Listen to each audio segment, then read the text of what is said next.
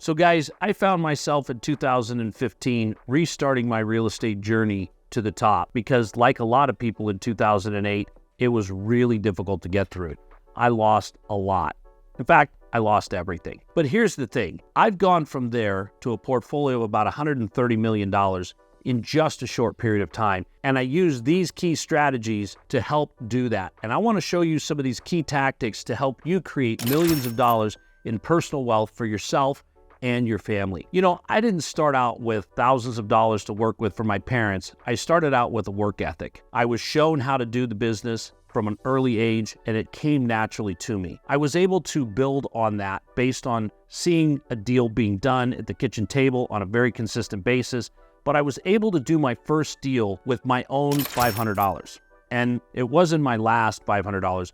It was my only $500. I was able to put that deal together, flip that property, and make about $100,000. What I didn't realize was Uncle Sam was going to come in for 35% of that. I was pretty disappointed in the results, even though actually they were really good. From there, I began to see how I could use my ability and things to create things out of literally nothing by finding the deals, putting them together, and allowing other people to participate in that with me by bringing some capital along. But here's the thing. People have these preconceived notions that you have to have wealth, you have to have success in order to be able to create some now. And that's entirely untrue. A lot of people can create from nothing if they're given the right set of circumstances and the mindset, along with some education as to what happens next so that they can take advantage of those situations when they arise. I got to tell you though, the first step you've got to take is you've got to get educated and you've got to understand what happens in real estate and what's going to allow you to take advantage of that to make these things reality for you. Look, some of the first ventures that I did and investments that I undertook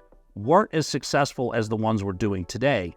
It was a learning curve. It was a process. Another first project that I did was I bought a house for $5,000 and I moved it a mile down the road, bought another lot, put it on there, remodeled it, and sold it. That wasn't really successful for me because I realized I didn't like remodels. I didn't like taking care of all the little things that needed to be done and all that happened with remodeling. I don't know about you, but sometimes when you start a remodel, you never know where the end is, and it takes a lot more than you thought to get it done. The thing that I learned though, and the thing that I took away from that, was that I don't like remodels, and I'm not going to make that mistake by continuing to do remodels. So it doesn't mean that we don't do value add, but buying a house for $5,000 and moving it down the road is definitely not on my radar anymore. So guys, don't look at things that you do that aren't as successful as you'd hoped as the roadblock to doing something else. Real estate is something that you can continue to evolve in. It's something that you can continue to grow in.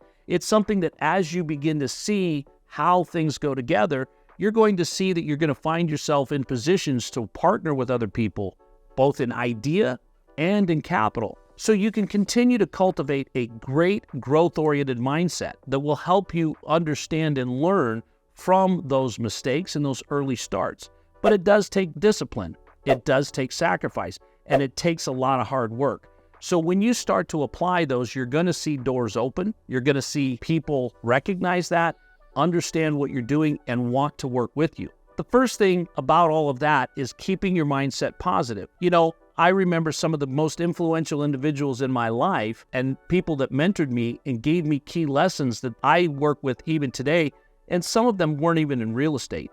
Some of those had to do entirely with mindset. But the reality is, at the end of the day, the more you're around people, the more you see what others are doing, the more you're able to understand and look for those opportunities yourself. So don't be afraid to get around people who know more than you. In fact, I've got a phrase that I say all the time. I like to be the dumbest person in the room so that I can make sure that the people that I'm hanging out with and spending my time with are showing me things that I wouldn't normally see, and allows me to grow from there. Some of the main things that I've done to accelerate my growth and accelerate my earnings is partnering with others. When I first started in this game, I didn't want to give up anything in a deal. I wanted all of it for myself. And it honestly took me a decade or more to understand that by giving up portions of the deal, sometimes the majority, it allowed me to do multiple deals, which the end result was much, much higher. When I began to involve partnerships, I really started to see in 2017 my growth go exponentially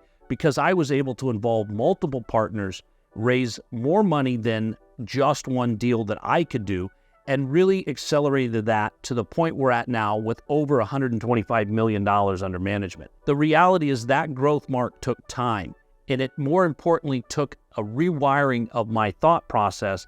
Instead of trying to eat the whole pie, just have a slice of many different pies. But that was an obstacle that I had to overcome, and once I faced that and got through that and got my head wrapped around it, I was able to tackle things and projects that I never even thought possible. Heck, right now we've got multiple apartment complexes under construction and looking at deals that would have blown my mind years ago that would be something that we could even tackle. If you're not resilient and you're not adaptable in your journey, real estate's going to be a tough one because there's lots of roadblocks. There's lots of obstacles. There's lots of things to overcome. I often find myself thinking, if it was easy, everybody would do it. And I guess that's why there's only a few of us doing real estate full time and creating opportunities for others. That's something that you need to understand as to what your ability is, and make sure that you can handle what's going to come your way with real estate. Essentially, it's just one problem after another that has financial implications that can be fantastic,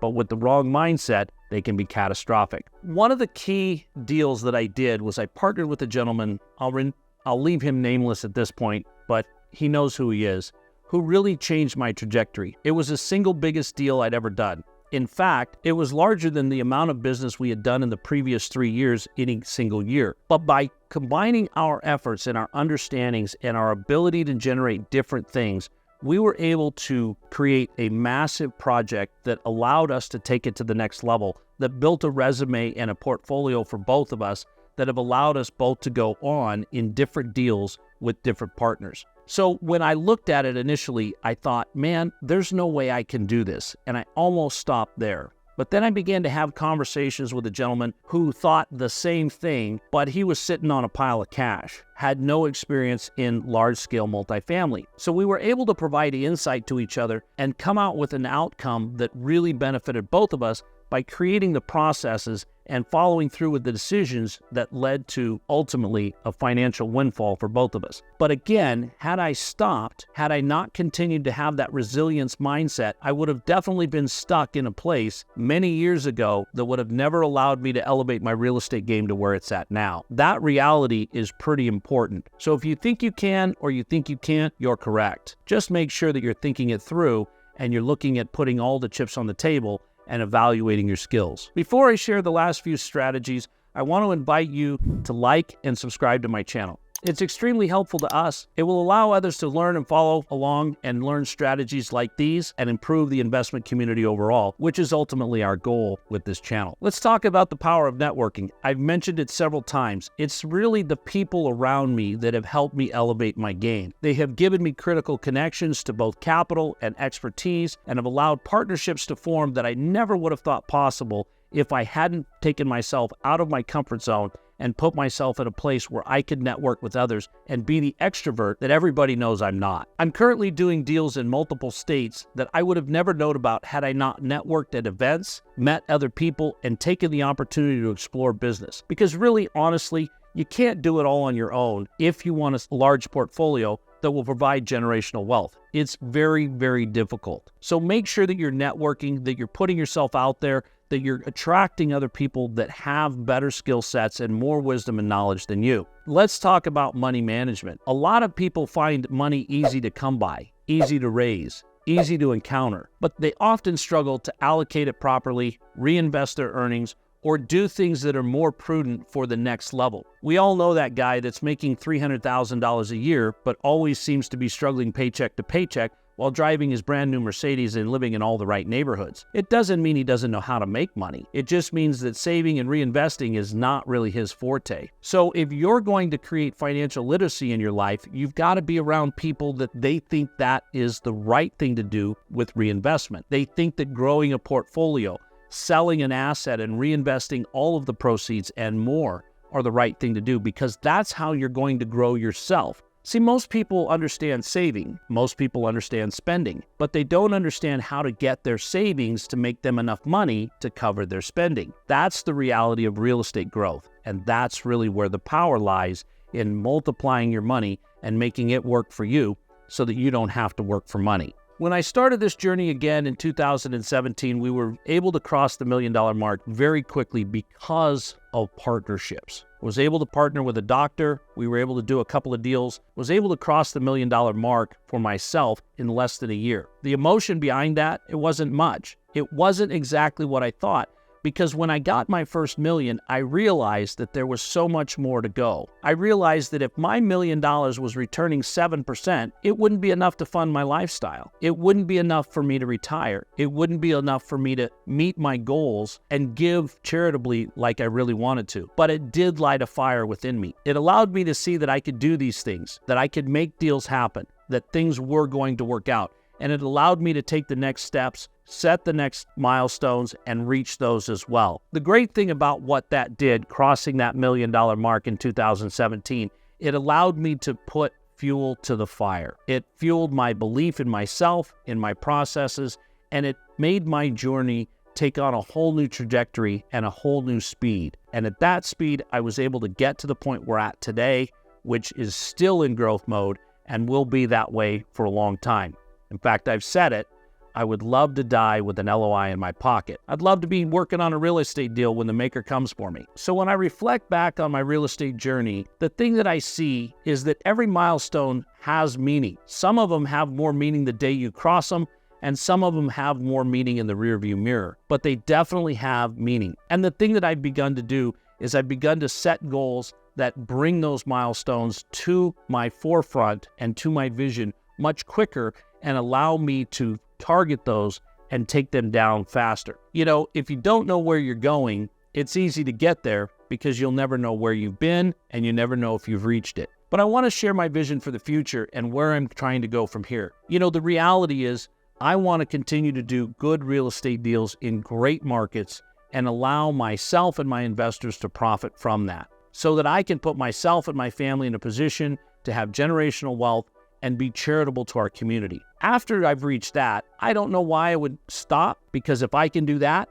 why can't I continue to move on? The truth of the matter is, if you can take actionable tips and guidance from other people and put those into action, you can also reach the milestones I reached. Honestly, there's nothing really that special about me, except that I take massive action and I do it often. So if you want to reach your financial milestones, reach your goals in life, the first thing you've got to do is you've got to take action. And massive action is going to do more than half-hearted, slow action. So I'm going to encourage you to have patience, be persistent, and continue to grow in your learning and your understanding of real estate and the ability that it offers you to achieve financial wealth. There is a huge emphasis that I put on the journey, on learning, and above all, your personal growth. Because a lot of people come to the pinnacle of their career, and without the personal growth, they're not going to be able to sustain that, and they're going to find that everything that they've worked for doesn't bring them what they thought. Along the way, you're going to have lots of opportunity to learn lessons from real estate, lessons from doing it right, lessons from doing it wrong, lessons from doing it with others, and watching others succeed as well. But that's the journey. And you know what? I can't think of a more exciting journey to be on than one that propels you in a place and a fashion that allows you to make your financial goals a reality. So guys, I'd love to hear your stories. I'd love to hear your goals. I'd love to hear your comments. So if you enjoyed this video, please like and subscribe to the channel. We'd love to have you as a fan. And if you guys have got comments, drop them below. We'd love to answer those for you. And we'd love to celebrate you in your journey towards financial freedom. If you want to learn more about my journey, or you'd like to learn more about coaching and how I can help you get to the next level of your business, go to shannonrobnett.com. There's more information there.